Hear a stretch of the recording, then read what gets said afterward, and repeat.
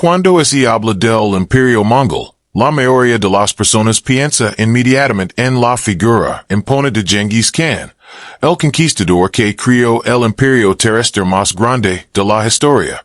Sin embargo, lo que rara vez se menciona es que este poder no surgió de la nada. Detrás del éxito militar, la disciplina, y la estrategia de los mongols existe una base mucho más antigua, construida siglos antes por un imperio nómada casi olvidado, el Imperio Xiongnu. Este imperio, que se desarrolló en las vastas estepas al norte de China, fue la primera gran potencia organizada de los pueblos nómadas. Los Xiongnu no solo dominaron enormes territorios, sino que también crearon un sistema político y militar innovador para su tiempo. A diferencia de tribus aisladas y desorganizadas, lograron unificar diferentes clans bajo un mando central, estableciendo reglas claras de lealtad, disciplina y jerarquía. Este modelo de organización sería crucial para los imperios posteriores de las estepas. Uno de los mayores soportes del Imperio Xiongnu fue su forma de hacer la guerra. La movilidad, la arquería a caballo, y las tácticas de ataque rápido se convirtieron en elementos esenciales de su poder. Estas técnicas no solo les permitieron enfrentarse ejércitos mucho más numerosos, sino que también influyeron directamente en el estilo de combate que siglos después haría invencibles a los mongols. En este sentido, el Imperio Mongol no fue un fenómeno aislado, sino el resultado de una larga evolución histórica. Sin el precedente del Imperio Xiongnu, y es muy probable que el concepto mismo de un imperio nómada unificado nunca hubiera existido, y que la figura de Gengis Kan no hubiera alcanzado la grandeza que hoy conocemos.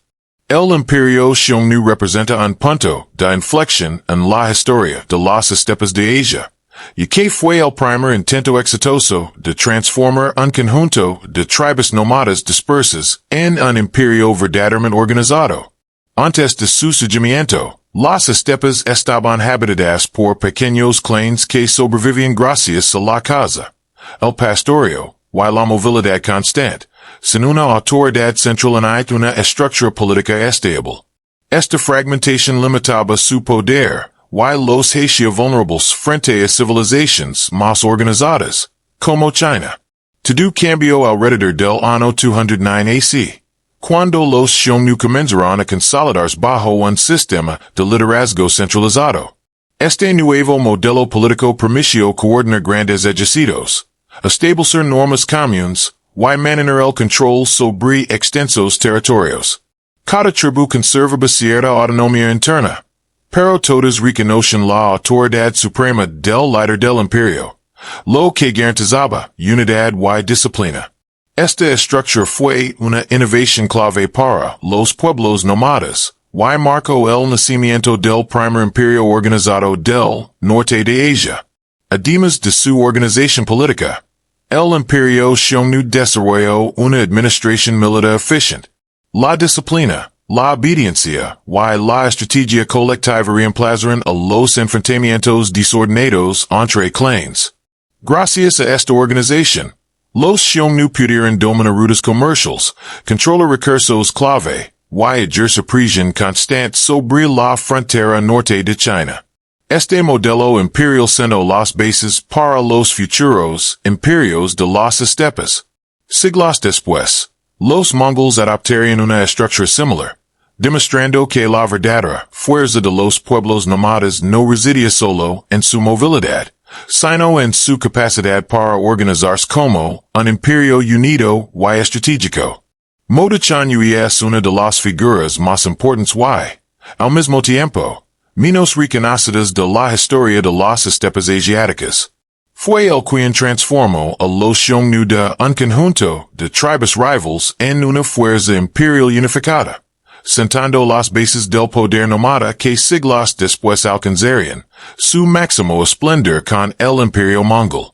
Su liderazgo marcó un antes y un después en la forma en que los pueblos de las estepas se organizaban y ejercían el poder. Uno de los mayores logros de Modichanu fue imponer una autoridad central fuerte en un entorno donde tradicionalmente reinaban la independencia tribal y los conflictos internos. Para lograrlo, combinó la lealtad con el temor. Exigia obediencia absoluta, pero también recompensable la valencia y la fidelidad. Este equilibrio entre disciplina estricta y reconocimiento personal creó un ejercicio cohesionado, dispuesto a seguir órdenes sin duda, incluso en las condiciones más extremas. Modi también fue un estratega militar excepcional. Introdujo tácticas avanzadas que estaban muy adelantadas a su tiempo, como la falsa retirada, una maniobra diseñada para engañar al enemigo y conducirlo hacia emboscadas mortales. Además, perfeccionó el uso de la arquería a caballo, permitiendo a sus guerreros atacar con precisión mientras se desplazaban a gran velocidad. Estas innovaciones convirtieron al ejército Xiongnu en una fuerza temida por sus enemigos, especialmente por China. El legado de Modichanu va mucho más allá de sus conquistas. Su modelo de liderazgo, disciplina y organización militar se convirtió en la base sobre la cual se construirían los grandes imperios nómadas posteriores. Sin su visión y autoridad, la historia de las estepas y el ascenso de figuras como Gengis Kan habrían sido muy diferentes. La mayor fortaleza del Imperio Xiongnu fue su revolución militar, basada en la combinación perfecta entre la caballería ligera y la arquería a caballo. Esta forma de guerra transformó por completo los enfrentamientos en las estepas y cambió el equilibrio de poder frente a civilizaciones más grandes y aparentemente superiores, como China.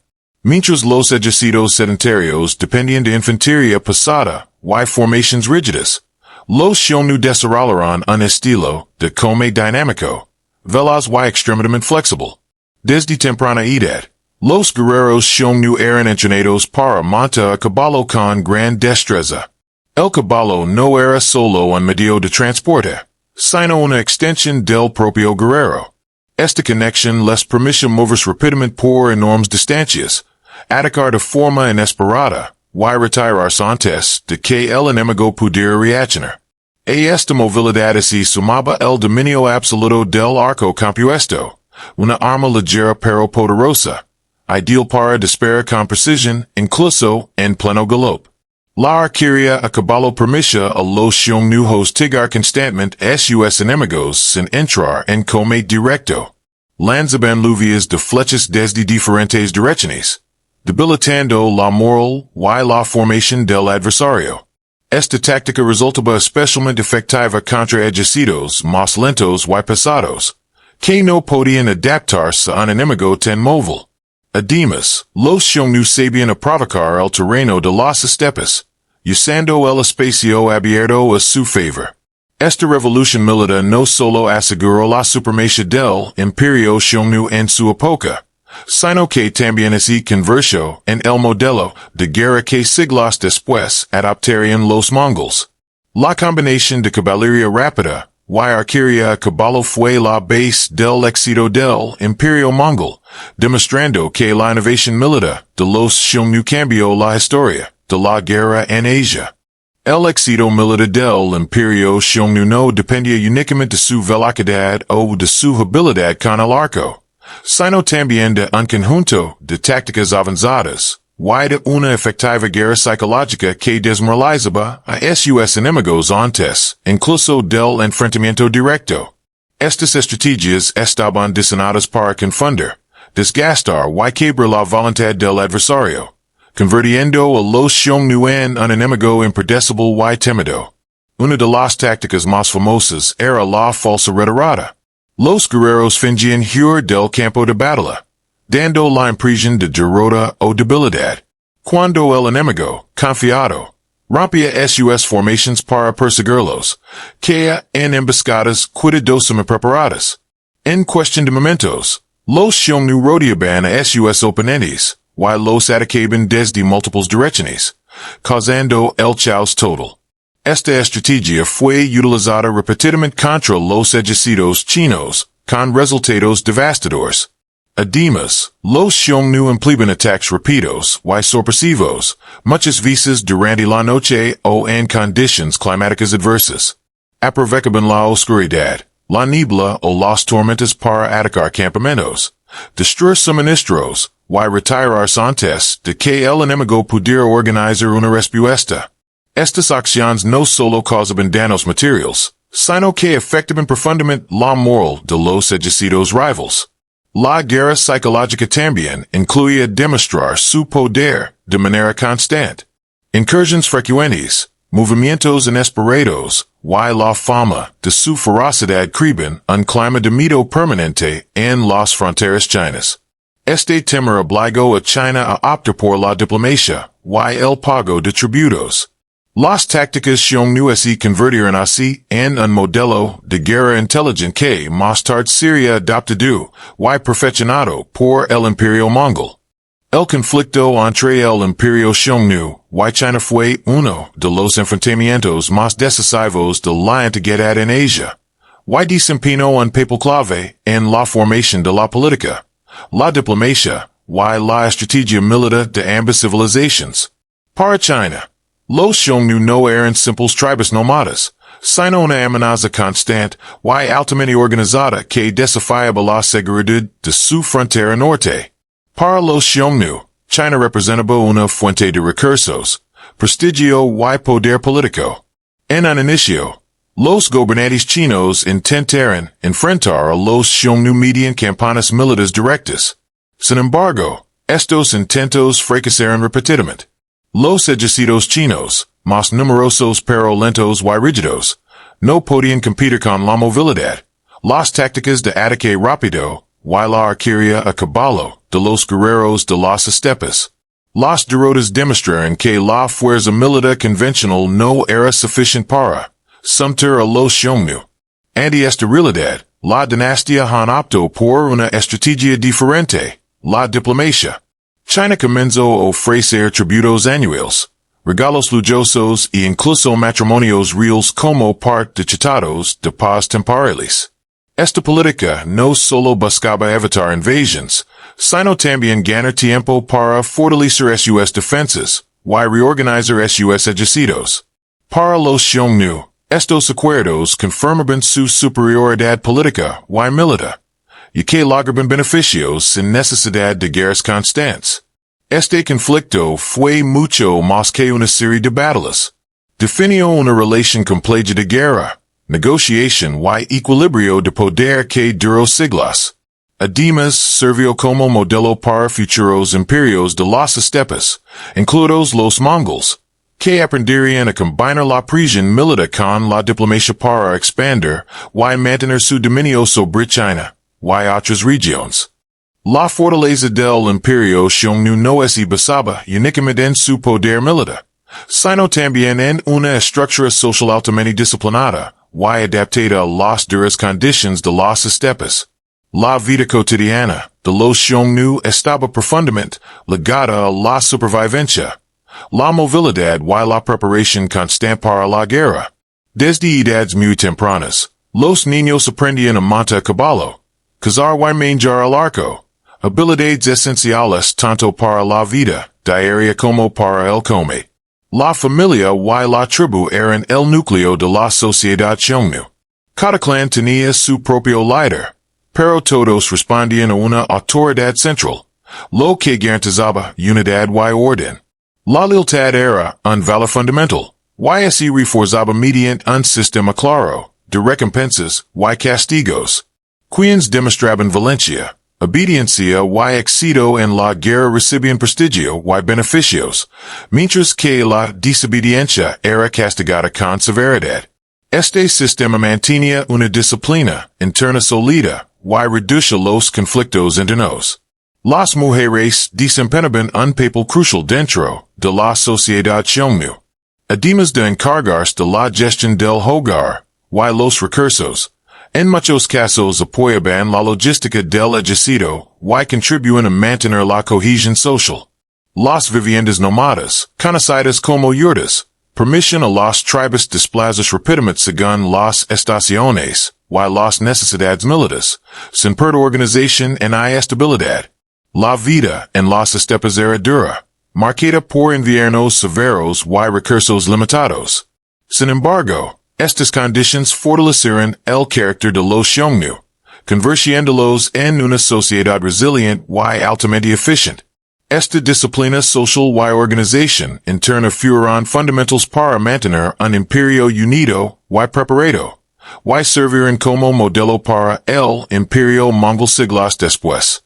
Con el paso del tiempo, el poderoso Imperio Xiongnu comenzó a debilitarse debido a tensiones internas, luchas por el poder y una presión constante desde el exterior, especialmente por parte de China.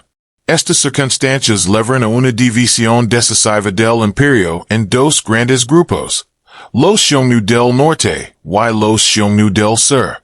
Esta separación marcó un punto de inflexión en la historia de las estepas, y tuvo consecuencias profundas para el futuro de la región. Los Xiongnu del norte mantuvieron una postura agresiva y independiente. Continuaron con su estilo de vida nómada, y su política de confrontación directa con China. Realizaban incursiones frecuentes en las fronteras chinas, demostrando su poder militar y su rechazo a la influencia externa. Su objetivo principal era conservar la libertad de las estepas y expandir su dominio territorial, a una costa de conflictos constantes. Esta actitud obligó a China a reforzar sus defensas y destinar enormes recursos a la protección de su frontera norte. Por otro lado, los Xiongnu del sur adoptaron una estrategia más diplomática. Optaron por establecer alianzas con la dinastía Han, aceptando acuerdos de tributo y cooperación. Esta decisión les permitió obtener estabilidad económica y política, además de una convivencia relativamente pacífica con China. Algunos grupos del sur incluso participaron como aliados en campañas militares chinas, aumentando su influencia dentro del sistema imperial. La división del imperio no fue solo territorial, sino también estratégica y cultural. Las decisiones tomadas por los Xiongnu del norte y del sur influyeron en el desarrollo posterior de los pueblos de las estepas.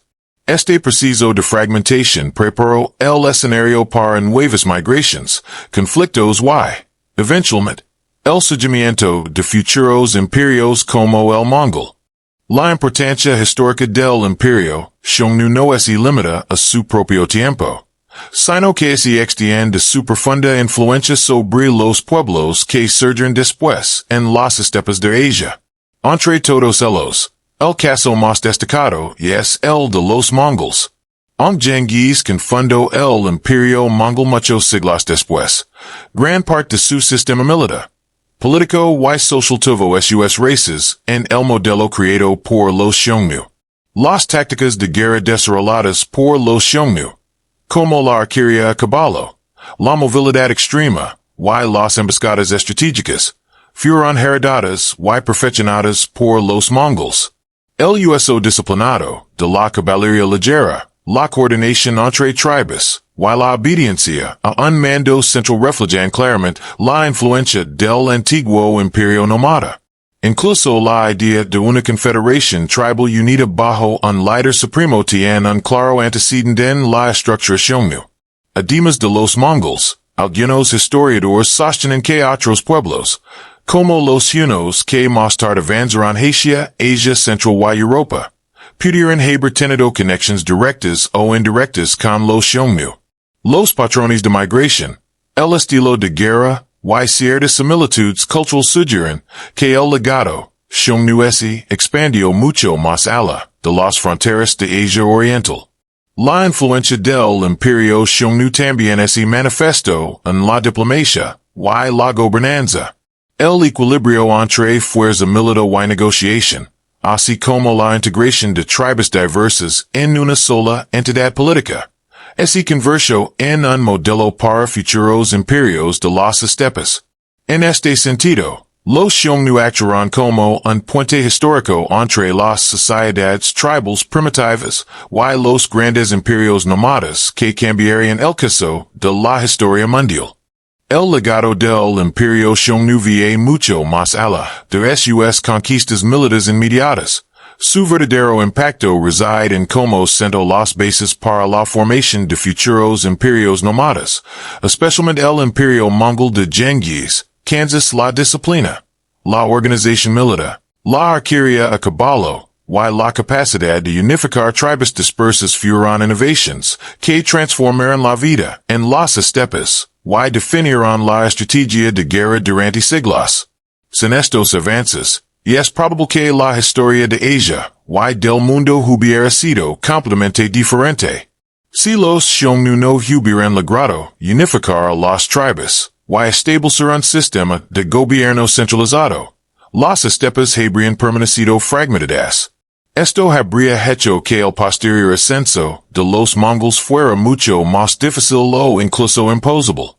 Las tácticas militares de los Mongols, que les permitieron conquistar vastos territorios, fueron directamente heredadas y perfeccionadas a partir de los métodos de los Xiongnu, como las emboscadas, la falsa retirada y la arquería a caballo. Además, la interacción entre los Xiongnu y China, combinando guerra y diplomacia, creó un modelo de relaciones internacionales que los Mongols también adoptaron. La capacidad de equilibrar fuerza militar con negociación política fue clave para el éxito de los imperios de las estepas posteriores. En un escenario alternativo, ese modo Xiongnu no hubiera unificado a los Xiongnu o su imperio hubiera fracasado. El mapa político de Asia podría haber sido completamente distinto. China habría mantenido un control más firme sobre las fronteras del norte, y los imperios mongols y hunos posiblemente no habrían seguido con la misma fuerza. El Imperio Xiongnu demuestra que la historia no depende solo de batallas visibles, sino también de estrategias fundamentales, liderazgo visionario, y la organización de sociedades nómadas que transforman el curso de los siglos.